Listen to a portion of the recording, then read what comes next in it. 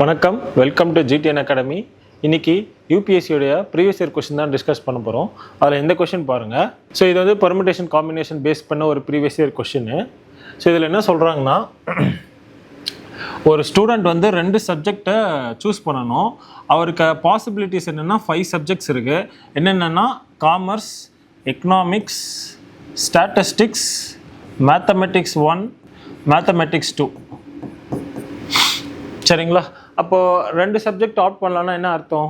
ஒன்று commerce economics opt பண்ணலாம், இந்த காம்பினேஷன் வரும். இல்லை எக்கனாமிக்ஸ் ஸ்டாட்டிஸ்டிக்ஸ், இல்லை காமர்ஸ் ஸ்டாட்டிஸ்டிக்ஸ், இந்த மாதிரி நிறைய காம்பினேஷன்ஸ் வரும். அந்த மாதிரி எத்தனை காம்பினேஷன்ஸ் இருக்குது அப்படின்னு அவங்க கேட்டிருக்காங்க. சரிங்களா?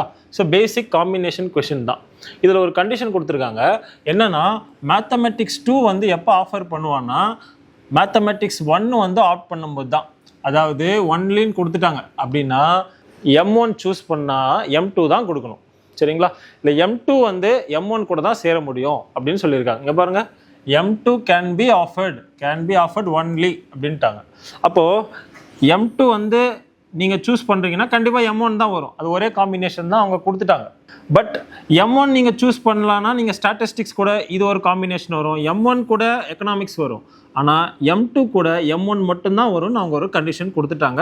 ஸோ நீங்கள் M2வை கணக்கில் எடுக்காதீங்க, இந்த ஒரு காம்பினேஷனில் அது போயிடும். இப்போ வேறு எத்தனை காம்பினேஷன் இருக்குது அப்படின்னா, நமக்கு 1, 2, 3, 4 4 சப்ஜெக்ட் இருக்குது. அதில் 2 சப்ஜெக்ட் நான் செலக்ட் பண்ணணும் இல்லையா காம்பினேஷன் வரத்துக்கு. அப்போ 4C2னா என்னங்க அர்த்தம்? 4 × 3 டிவைடட் பை 2 × 1 காம்பினேஷனோடைய பேசிக். ஸோ இதை கேன்சல் பண்ணிங்கன்னா 2, 2 3s ஆர். ஸோ எனக்கு 6 வழியில் நான் இதை வந்து சூஸ் பண்ணலாம். இந்த 4 சப்ஜெக்டில் 2 சப்ஜெக்ட். சரிங்களா?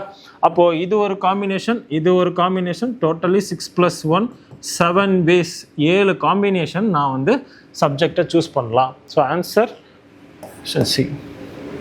தேங்க்யூ.